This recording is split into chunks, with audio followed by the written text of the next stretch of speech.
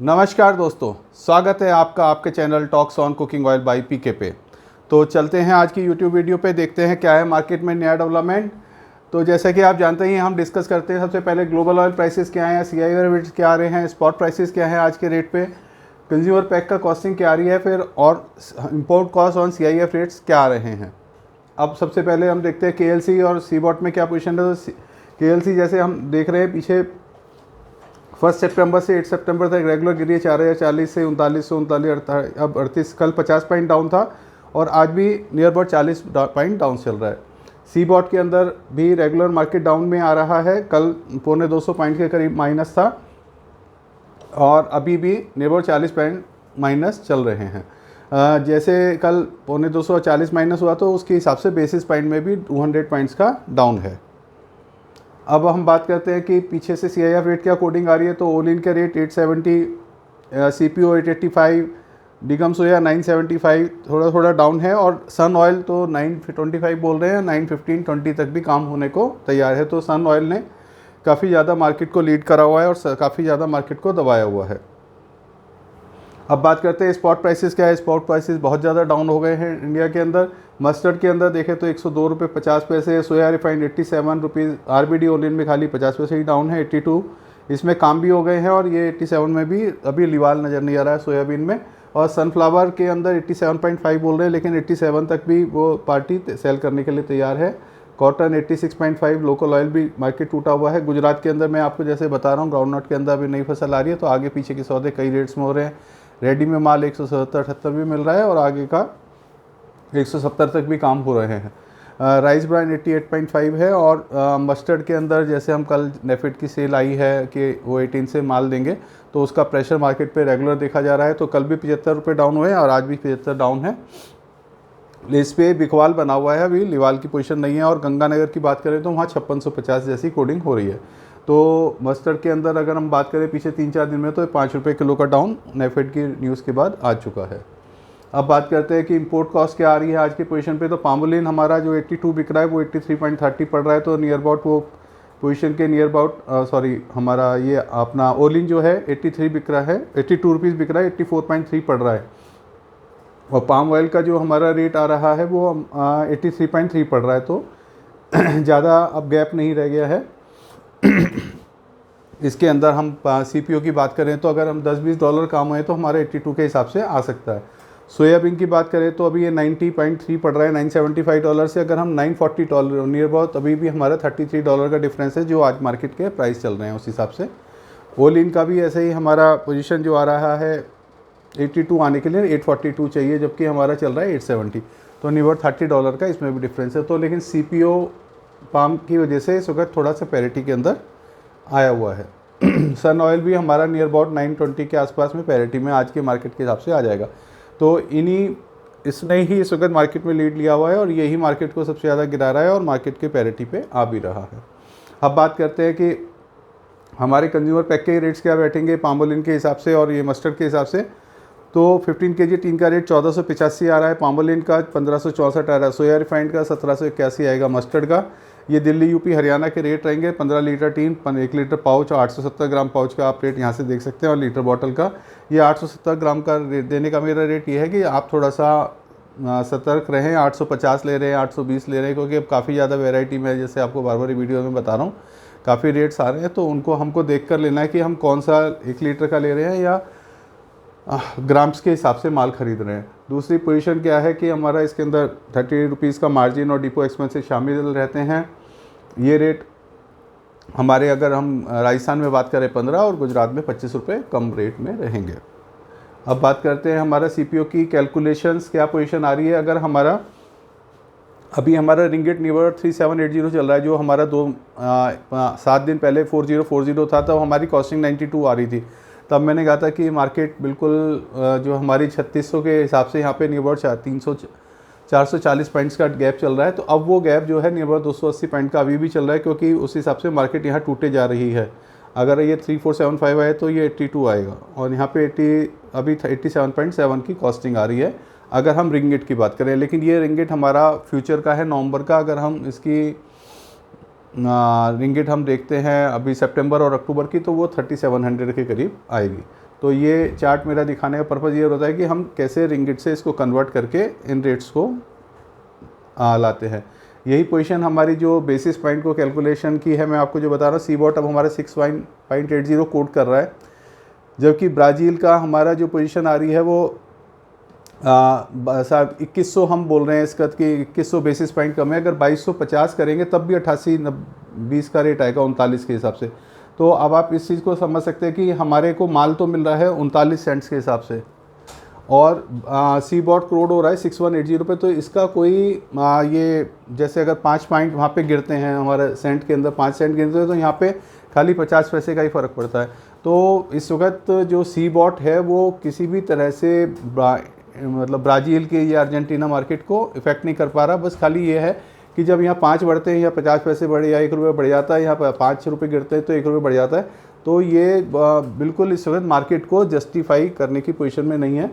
अब जहाँ तक सीबॉट में प्रेशर का सवाल है, तो वहाँ पे अब नई क्रॉप आ रही है, थोड़ी कटाई शुरू हो गई है, तो इसलिए वहाँ पे प्रेशर बना हुआ है और इसलिए मार्केट वहाँ पे रेगुलर डाउन दिख रही है। तो फंड्स वाले जो मैनिपुलेट करके मार्केट को बढ़ाए हुए थे और काफ़ी ज़्यादा लोगों को ट्रैप करके उन्होंने नुकसान दिया है, तो वो थोड़ा धीरे धीरे करके हम ये देख सकते हैं कि 39 है तो ये 45 या 50 या 48 के आसपास भी आ सकती है, जबकि ये हमारी ब्राज़ील हो सकता है अर्जेंटीना में उतना डाउन ना रहे, हमारे बेसिस पॉइंट हमारे 1100-1200 आ जाए। अब ये चीज़ मैं एकदम आज के दिन इतना लंबे वीडियो नहीं बना सकता, इसको धीरे धीरे हम समझाते रहेंगे और आप लोग समझते रहेंगे कि हम बेसिस पॉइंट की क्या बात करते हैं, हम ब्राज़ील की क्या बात करते हैं, हम यूएस के सीबॉट की क्या बात करते हैं। अब वो बात कर लेते हैं हम मार्केट रिपोर्ट्स के बारे में कि क्या क्या हमारी इसमें। एक तो सनफ्लावर लीड कर रहा है, सनफ्लावर की कॉस्टिंग हमारी अर्जेंटीना से भी काफ़ी डाउन रेट में आ रही है, और रशिया से भी काफ़ी नीचे रेट में कोड हो रहे हैं। इस वजह से इंडिया के अंदर बाइंग तो कोई नहीं हो रही, लेकिन कोडिंग रोज़ घटा के किए जा रही है। कल परसों हम 940-45 के अंदर देख रहे थे, अब हमको 920-25 के अंदर कोटिंग आ रही है।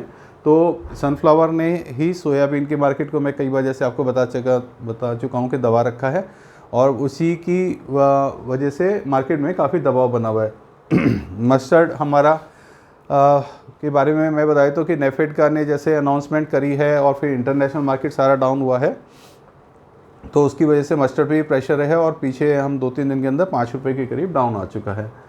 और सीबॉट का डिफरेंस का मैंने आपको बता ही दिया है। क्रूड ऑयल का भी थोड़ा सा जो अभी 88-89 तक चला गया था, 4-5 रुपये क्रूड ऑयल में डाउन आए हैं। डॉलर हमारा एवर हाईएस्ट के पास पहुंच गया। तो ये सब चीज़ें थोड़ी सी हमें नज़र में रखनी पड़ती है कि अगर डॉलर बढ़ेगा तो हमारी कॉस्टिंग बढ़ेगी, क्रूड ऑयल थोड़ा ज़्यादा बढ़ता है तो हमारे बायोडीजल के अंदर डिमांड बढ़ जाती है। रिंगिट हमारा भी अभी एवर हाईएस्ट चल रहा है, तो उसकी वजह से हमें जो कन्वर्जन रेट में हमें बेनिफिट मिलता है कि USD के अंदर कन्वर्ट जब हम रिंगिट से करते हैं तो कम रेट में आ जाता है।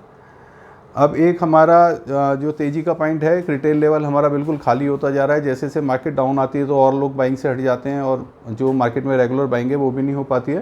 तो और एक नेक्स्ट मंथ हमारा डिमांड का टाइम है, तो ये दोनों चीज़ें हमारी हैं जिससे कि हमको उम्मीद है, तो हमको थोड़ी नज़र मार्केट में बना के रखनी पड़ेगी। और हमें उम्मीद है कि जो भी मार्केट में जिस हिसाब से अब डाउनफॉल चल रहा है, और ये जो आज हमारा इसका पॉइंट भी है कि बाज़ार में है बिक्री का अभाव, वायदा बाज़ार में भी पड़ रहा है, तो जो वायदा बाज़ार पे उस पर बहुत ज़्यादा प्रभाव पड़ रहा है।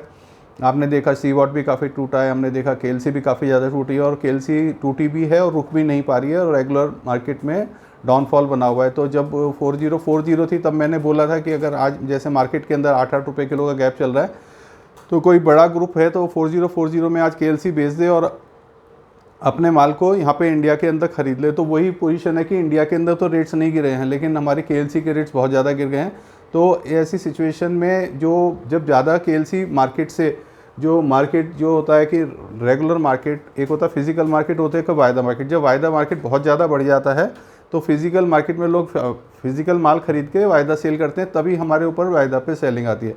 अगर हमारी डिमांड निकलती चली जाए और वायदा बाज़ार और आगे बढ़ता चला जाए और हमारे पास मार्केट से भी डिमांड निकलती चली जाए, तो फिर वायदा बाज़ार जीत जाता है और वायदा बाज़ार वालों को फ़ायदा हो जाता है। जो फंड्स वाले ऑपरेट करते हैं, जैसे वो 4040 में ले गए, अगर इंडिया में डिमांड निकल जाती है, इंडिया में उस रेट में बाइंग चली जाती, फिर वो 4100 करते, फिर वो 4200 करते, फिर वो अपनी प्रॉफिट को वहाँ पे बुक करते। लेकिन अब उस टाइम पे क्या हुआ, मार्केट में इंडिया से डिमांड गई नहीं और वहाँ पे डिमांड निकली नहीं, तो फिर लोगों ने केएलसी को जैसे ही सेल करा तो वहाँ पे वो बैक फुट पे आ गए और फिर उनको वहाँ केएलसी को फिर उनको तोड़ना पड़ा। और केएलसी अब टूट के, जब केएलसी का रेट और इंडियन मार्केट का रेट और हमारे कॉन्ट्रैक्ट का रेट सब बराबर आता है, तभी हमारा मार्केट में काम निकल पाता है। जैसे KLC टूटती है तो आप देखते हैं CIF रेट में भी और FOB रेट्स में भी डाउन हो जाता है। तो इस चीज़ को मैं थोड़ा क्लियर करना चाह रहा था कि वायदा बाज़ार में भी हमारा प्रभाव पड़ गया है क्योंकि बिक्री का अभाव चल रहा है। अब बात करते हैं हमारा कि नेक्स्ट मंथ में मैंने आपको बता दिया डिमांड आ सकती है। अब हमारा 14 नवंबर की वो है, तो अक्टूबर हमारा आने का डिमांड का टाइम रहेगा। हमारी दुर्गा पूजा और अभी वो वाले त्यौहार शुरू हो जाएंगे, गणेश चतुर्थी है, फिर हमारे थोड़ा सा श्राद्ध का टाइम भी शुरू होगा, तो उसमें भी थोड़ा डिमांड का टाइम रहता है। तो वो थोड़ा सा हमें नज़र बना के रखनी पड़ेगी कब हमें अपनी परचेजिंग को करना है, कब वायदा बाज़ार और हमारा फिजिकल मार्केट मैचिंग करता है। एक मैंने ये अभी CPU का फ्यूचर के रेट अभी निकाले थे आज 15-20 मिनट आधा घंटे पहले के। तो इसके अंदर मैं आपको ये दिखाना चाहता कि 3720 हमारा सितंबर का कोड कर रहा है, अक्टूबर का 3721, ये हमारे लास्ट रेट काम हुए हैं। ये ओपन में थे और 51 पॉइंट डाउन हुआ है उसके बाद। तो अभी ये जो हमारा आगे का हमारा जैसे दिसंबर में जनवरी में हम बता रहे हैं कि थोड़ा सा इन लेवलों का फ़र्क रहेगा, तो हमारा फरवरी मार्च 3900 तक जा रहा है, जो हम बात कर रहे थे कि भाई 5000 हो जाएगा। और एक अभी ऑयल बर्ड की रिपोर्ट आई थी मिल्की की, वो 4400 बोल रहे थे, अभी आज रिपोर्ट आई है वो बोल रहे हैं कि 3400 ही रह जाएगा। वो ट्रेड विंड की रिपोर्ट आई है कि वो 3400 रह जाएगी रिंगट नवंबर दिसंबर तक। तो ये तो खैर गॉड नोज़ कि क्या होगी, लेकिन हमें मार्केट पे नज़र बना के रखनी है भाई आगे के सेक्टर ज़्यादा बढ़ रहे हैं घट रहे हैं। हमारा ओपन इंटरेस्ट में भी आपको बता देता हूँ, ओपन इंटरेस्ट जैसे नवंबर का है अभी 65,000 का चल रहा है और दिसंबर का और जनवरी का 33,000 चल रहा है। तो इस पर भी हमें नज़र बना के रखने की बाइंग बहुत ज़्यादा आ रही है या डाउनवर्ड हो रही है, कि हमारे ओपन इंटरेस्ट कितना मार्केट में मेंटेन हो रहा है। तो इस पे हम एक बार आज 65,000 पे देखा है, फिर हम आगे इस पर नज़र बना के रखेंगे और डिस्कशन करते रहेंगे। अब जहाँ तक मेरी ओपिनियन का सवाल है आज के हिसाब से, तो मार्केट में बहुत ज़्यादा डाउनवर्ड है और हम जो रेट सोच रहे थे उससे भी नीचे काफ़ी ज़्यादा रेट आ गए हैं। तो हमें नज़र बना के रखनी है, और अगर इंटरनेशनल मार्केट टूटी और हमको जो रेट इंडिया में मैचिंग कर रहे तो हमारी बाइंग भी जा सकती है। अब वो बाइंग हमारी 2 दिन बाद जाए, 3 दिन बाद जाए, 4 दिन में हमारे रेट मैचिंग में आए, तो उस चीज़ को मैं टाइम टू टाइम अपडेट भी करता रहूँगा। आप व्हाट्सएप पे जुड़े रहें हमारे व्हाट्सएप ग्रुप पे, कि कब हमारे को कुछ मार्केट में सेंटीमेंट नज़र आए या कुछ बाज़ार में CIF में काम हुए हैं और हमारे को मार्केट में कुछ मूवमेंट नज़र आ रहा है। अभी तो बाज़ार के हालात देखते हुए काफ़ी नाजुक नज़र स्थिति आ रही है। बाज़ार में नेफेड का भी प्रेशर है, स्टॉक्स भी मार्केट में माल ज़्यादा है उसका भी प्रेशर है, लोगों को माल अपने उठाने हैं टाइमली उसका भी प्रेशर है। तो काफ़ी ज़्यादा प्रेशर बना हुआ है। तो अभी हमको थोड़ा सा अपना लिमिट में ही काम करना है, जितने माल की रिक्वायरमेंट हो उस हिसाब से हमें काम को करना है। तो अभी जो है आप लोग अपने विवेक से काम करें, और फिर मिलते हैं कल की वीडियो पे और देखते हैं ऐसा रहता है। इसको लाइक करें, शेयर करें और अपने कमेंट करें। Thank you.